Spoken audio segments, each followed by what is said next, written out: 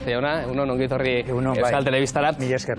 Mezu asko, jakina, guztiak ere berdintasunaren ildotik eta feminismoaren bidetik, zuk zazmarratuko zenuke atzoko egunetik, argazkiren bat edo mezuren bat konkretua? Bai, bueno, askok erabiltzen dute feminismo hitza edo zer esateko, nik planteatzen dudan feminismoa begira. Feminismoa gauza bat da, eta da feministek esaten dutena, eta da doktrina bat, da teoria bat, tradizio ideologiko bat duena. Eta nik azpimarratuko nuke atzo zer baten, elkarrizketa baten Juancho López Uraldek esaten zuen ez dela posible kapitalismo berde bat, nik azpimarratuko nuke ez dela posible kapitalismo more bat. Hau da, kapitalismoaren logika, kapitalismo liberalaren logika eta feminismoaren logika kontrajarriak dira. Baten importanteena da lehia, hau da, lehiatu egin behar gara gure artean, hiperkompetitiboak izan behar dugu, munduak geure esanetara dago, nolabait munduak dituen gauzak ahalik eta etekin handiena errekurtsoak bakarrik direlako guretzako. Orduan, hori da logika bat, eta beste logika bat da, feminismoaren logika da zaintzaren logika. Hau da, mundua ahula da, oreka oso bereziak daude munduaren barruan, eta batez ere zaindu egin behar dugu bizitza, eta bizitza erdian jarri behar dugu. Zer jartzen dugu bizitzaren erdian? Lehia jartzen dugu, ala jartzen dugu, nolabait bizitza posible izan dadin, eta bizitzaren erreproduzioa posible izan dadin, eta kooperazioa horretarako posible izan dadin jartzen dugu bizitzaren erdian. Bat ala bestea. Aurkitu daiteke erdibide bat. Izan zaitezke erdi liberal edo erdi kapitalista erdi morea, baina kontrajarriak dira bi logikak. Ez dago nolabait feminismo liberal bat batzuk aipatzen dutenean, ez da posible. Liberalismoak planteatzen duena da gizarte hiperkompetitibo bat, hau da nolabait progreso mugagabe baten dagoena eta elkarren artean ahalik eta gehiena lehiatuz lortzen dena, eta nolabait pentsamentu feministaren logika zeharo kontrajarria da. Feminismoak planteatzen duena da beste gauza batzuk, mundu oso askoz ere orekatua gehiago, jakinik dauden ekilibrioak orekak oso ahulak direla eta zaindu egin behar dela bizitza eta jarri behar dela nolabait espazio publikoaren erdian bizitzaren mantentzea eta birproduzitzea. Eta intzun ere, testu inguru honetan, martxoaren 8 aurreko egunetan, eta Espainiako gobernuak, Unidas Podemos kide da parte duen, eta baina ministeritza duen, berdintasun ministeritza duen Unidas Podemosek, lege asmo bat eraman du, ministro konseilura, sexu askatasunaren inguruko lege asmoa da. Ze aldatuko du lege honez? Dagoeneko eztabaida batzuk ere piztu ditu, baina ze aldatuko du lege asmo honek?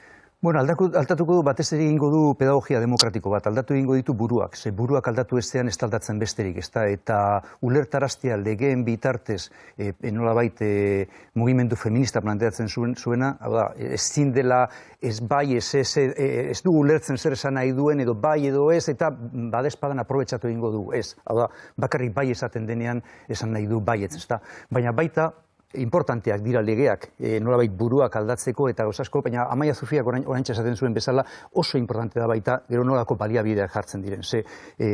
Gure gizartean ohitura gehiegi daukagu sinistera edo konfiantza gehiegi jartzera legeengan, da legeak importantea dira, noski neu ere jurista nahi zenez badakit importantea direla, baina ez da bakarrik legeak egitea, gero behar da goiti berako nolabait zidimiria bezala sartu behar da gure baitan nolabait pentsamentu feministak eta oso importantea, txiki-txikitatik eta horretarako diru gehiago bideratuko Espainiako gobernuak, horre alegin handiagoa egingo da?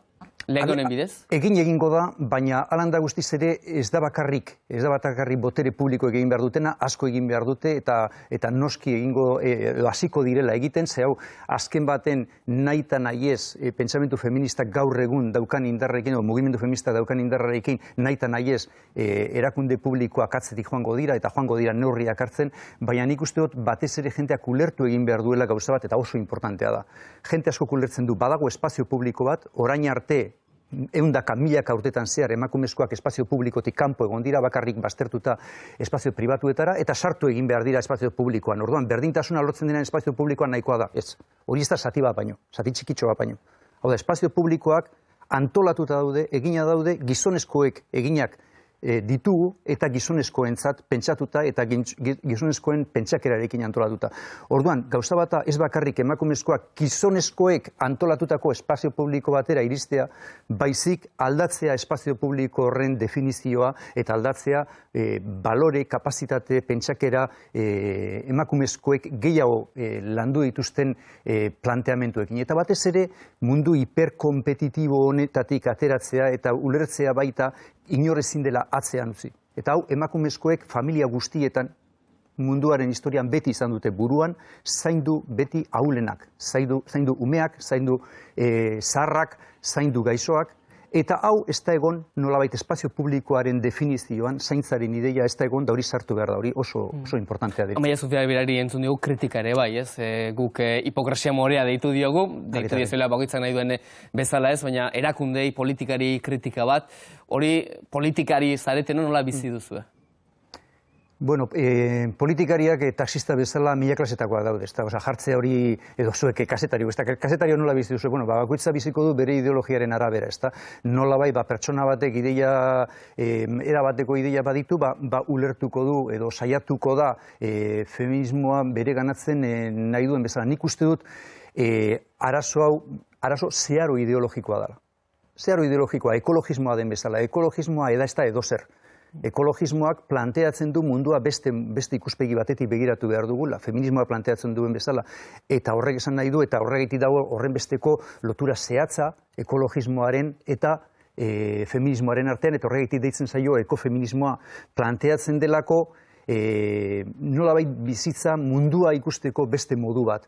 Orduan, hori da gauza bat geure buruetan egin behar duguna eta hipokresia egin nahi duenak edo birplanteatu nahi ez duenak hori eta bakarrik nolabait azaleko ez da pegatinatxoa jarri edo hori bere problema da, baina horrek gure bizitza zeharo aldatu behar du eta ulertarazi mundua ez dela bakarrik lehiarako espazio bat, ez dela bakarrik merkatu bat, ez dela bakarrik errekurtsoak manipulatzeko leku bat, baizik bizitzeko leku bat, eta horrek baldintzatu egin behar dituela gure harreman guztiak, harreman pertsonalak, gure artekoak, nola batak besteari begiratu behar dugu, nola hitz egin behar dugun gure artean, nola konportatu behar garen, bai espazio pribatu eta publikoetan, gure etxe barruan, nork sartu behar duen komunean eskua garbitzeko gomuna bere etxean, gauza guztiak, punta batetik bestera, hankasgora jartzen ditu, benetan ulertzen bada feminismoa, eta zuk esaten duzun bezala, hipokresiara ez bagoaz, eta ez bagoaz bakarrik azaleko gauza batera, baina sakoneko gauza batera bagoaz, orain arteko portakera guztiak gizartean mugitu izan duen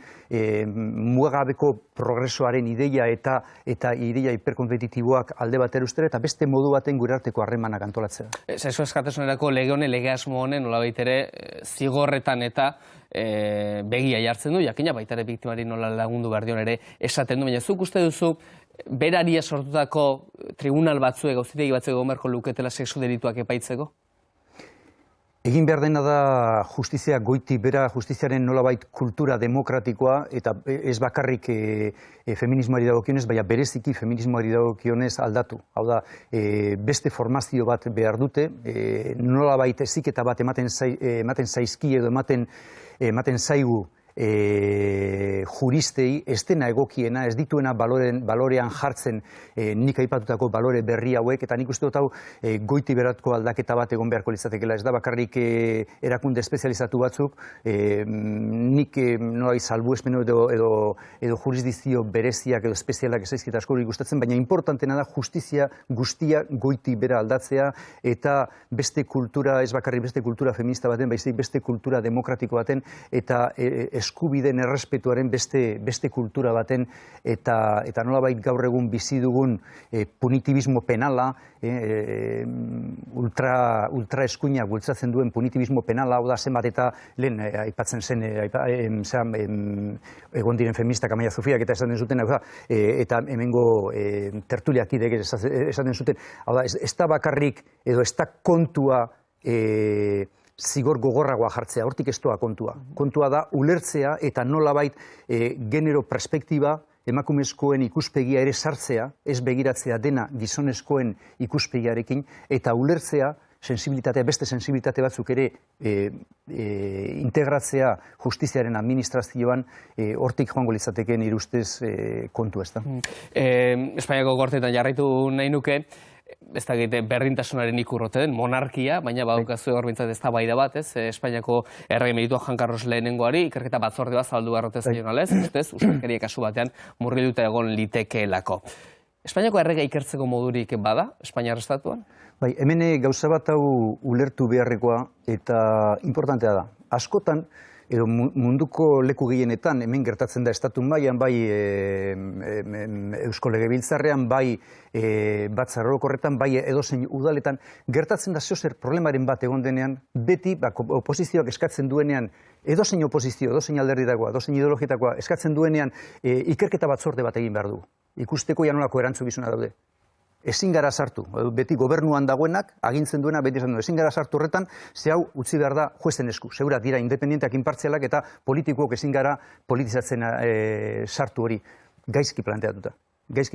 Hor argi eta garbi eduki behar da, gauza batela erantzukizun judiziala, eta beste gauza bata erantzukizun politikoa. Erantzukizun judiziala esan nahi du, begiratu egin behar dela, ea gauza ilegalik egin duzun.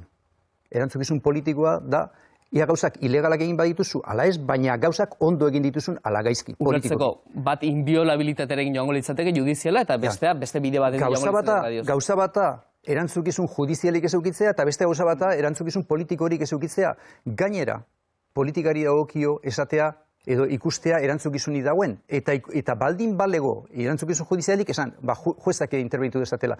Eta gero ikusiko dute juezak kapazitatea duten interbenitzeko ala ez. Horren dago erratu Alderdi Sozialista zure ustez? Horretan egiten du huts? Diagnosi falta hori? Nik uste dut baietz. Nik uste dut ikuspegi demokratiko radikal batetik argi eta garbi dauela gauza batela erantzukizun judiziala eta hori egon daitekela legeek mugatuta, baina erantzukizun politikoak, hau da, nolabait herritarren ordezkariek obligazioa dute jakiteko errealitatea eta kontrolatzeko errealitatea nondik nora joan den eta gauzak ondo ala gaizki egin diren. Gero beste gauza bata edozegaitik kasu honetan inbiolabilitatea dagoelako edo beste kasu baten izan ziteken esate baterako indulto bat edo amnistia bat edo zozer egon delako eta gauza batzuk esan dira, hauek ezin dira ikutu zia pasatutakoa, baina beste gauza bata ezin izatea ikertu, jakin ezagutu errealitatea. Obligazioa dago, memoria eduki nahi badugu eta demokrazia benetako bat oinarritu behar da memoriaren ideia, gauzak ezin ditugu ahaztu, ezagutu egin behar ditugu, jakiteko nola izan diren, eta horrek suposatzen du ezagutzeko eskubidea daukagula, eta hori da epaitzeko eskubidea baino lehenago dagoen gauza bat. Eta hori nire ustez ez da egokia horre izilarazte hori, nik uste dut jakiteko eskubidea daukagula, obligazioa dagoela ikertzeko zer gertatu den, eta nola portatu den pertsona bat, eta gero beste gauza bata jakitea. Konstituzio aldatuko zenuke, inbiolabilitatea kentzeko Espainiako erregeari? Ja, nik noski konstituzio aldatuko nutuke ez bakarrik kentzeko inbiolabilitatea, baizik kentzeko erregea bera, ez da jartzeko sistema errepublikano bat. Horretarako gehiengo nahikoak eduki behar dira, eta eduki behar da nolabait herritarren apoio nahikoa hori egin ahal izateko. Baina ni neuk argi eta garbi daukat, ez bakarrik privilegioa dituztenak, baizik beste privilegio asko esate baterako guk diputatuok edo parlamentariok edo herriaren ordezkariok ditugun beste privilegio batzuk ere murriztu egin beharko lirateke. Bai, ze batzuk, horietako batzuk, gertatzen da sortu zirela bere garaian nolabait zaintzeko demokrazia. Hau da, bere garaian nolabait aron modernoan, nolabait erregeak oso indartsuak zirenean, erregeak ez persegitzeko, ez joateko nolabait herritarren ordezkarien kontra. Horretarako sortu ziren helburu on batekin, baina gaur egun desbideratu eginda helburu hori, eta gaur egun begiratu beharko lirateke gauza asko aforamenduak eurak, auzitegi gorena bakarrik epaituak izan ahal izatea, gauza horiek buelta sakon bat eman beharko zai, ez bakarrik erregearen zerei, erregea bera ere herritarrek erabakiko balute, zen nire ustez hori horrela planteatu beharko litzateke, erabakiko balute nahiko dutela, edo nahi izatea jarraitzea erregeak, orduan pentsatu beharko litzateke privilegioa kentzea, baina sakonago da kontua da, herritarrek nahi dute, edo aukerarik izan dute, erabakitzeko nahi duten jarraitzea, gure kasuan, esate baterako, Elkarrekin Podemosen kasuan, guk errepublikanoa gara, guk errepublikanoa nahi izango genuke, eta gehiengo nahikoa bagenu noizbait erreferendu bat deitzeko, erreferendua dituko genuke herritarrek erabakitzeko ez bakarri privilegioiek, baizik erregearen erakundeak bera jarraitu ala ez. Aprilaren bostera begira jarren duke, Euskal Autonomia Erkidegoko Gasteizko Legebiltzarreko hauteskundeetara begira, Miren Gorrotxategik, zuen hautagaiak argi eta garbi esan izan du, berak ezkerreko koalizio bat, aliantza bat sustatu eta landu nahiko lukeela, zu Madrilen diputatua zara, hango gobernuare sustengatzen du alderdi bate baino gehiagok, eta behar handia dauka, Unidas Podemos eta Alderdi Sozialistaren arteko gobernu horrek. Posible da ezkerreko aliantzarik Euskal Autonomia Erkidegoan EAJaren beharra baldin badauka Madrilen Unidas Podemos eta PSOEren arteko gobernu horrek? Galdera txarra. Ze bagoaz buelta ematen kontuari, ez da, zer legokeen ezinezkoa lortu nahi izango balitz, zergaitik ez dugu galdetuko, edo ez dugu galdetzen errezau, ez da, zergaitik gertatzen da beste gunean, Iker Casanovasek Twitterren jartzen zuen, zergaitik gertatzen da Euskal Herritar gehienek ezkerreko alderdie botoa eman, eta azkenean eskuineko alderdi batek gobernatzea. Hori da galdera. Beste arnaz batzuk erbaudelako, ez? Ezker eskuin baino gehiago beste arnaz batzuk. Orduan jarraituko duzuenekin, baina oztopoetara joan baino lehenengo jar dezagun zein den, zer gertatzen dena. Gero ikusiko dugu zergaitik gertatzen den, baina gero zer gertatzen da. Zer gertatzen da, jente gehiena ezkertiarra dela herri honetan, jente gehienak ezkertiartzat hartzen dituen alderdiak, edo ezkertitzat definitzen diren alderdiak boskatzen dituela, eta dagoen egoeraren ondorioz gertatzen da beti irabazten duela edo gobernatzen duela eskuineko alderdi batek. Zergaitik gertatzen dau? Zuk esaten du, goazen oztopoetara. Oztopoak daudelako. Alde batetik, ezkerren artean, ez delako ohiturarik egon euren artean kooperatzeko. Beti egon dira, bata bestari lepoa eman da. Hori gertatu izan da. Hori gertatu izan da. Guk uste dugu logikoa denez, guk izan nahi dugu zubi eta zubigintza egin nahi dugu ezker desberdinen artean gerta ez dadin elkarri lepoa eman da egotea, eta gerta ez dadin ezkerren arteko kooperaziorik egon ezagatik hegemonia lortzea eskuineko alderdi bat, naizta botu gehienak lortu ez. Bakoitza bere karta jokatzen ditu, eta Madrilgo gobernu arriskuan balego, beste proposamen non legoke, non geldituko litzake. Zein da lehentasuna esan nahi dut? Madrilgo gobernua, ala autonomia erkidegokoa? Madrileko gobernuak ez dauka inolako arriskurik alde hortatik. Hau da, nolabait Ortuzarrek bota duen txantajea edo mehatxu hori kontuz, hemen planteatzen bat dituzue gauza, gun Madrien kendu dezakegu, eta zer ingo duzue? Emango diozue indarra alderdi popularrei eta boxeri gobernatzeko, zeu ikusi. Esan dizue, ilegalizatu ingo zaituztela, eta berehala jarriko dute botuen euneko 3 eskaria parte hartzeko parlamentoan, eta basoazte kanpora. Orduan, hori da... Denei daukatela zer galdua.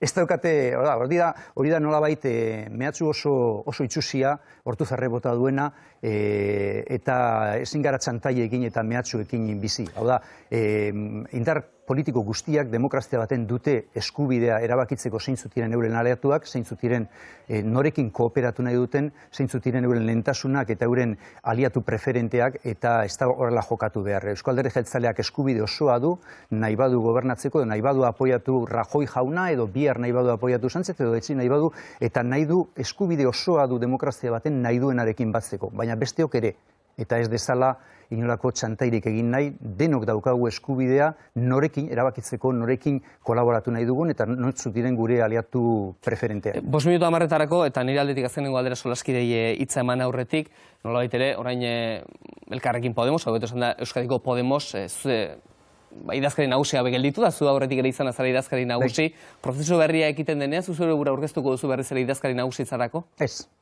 Erabaki daukaz hori?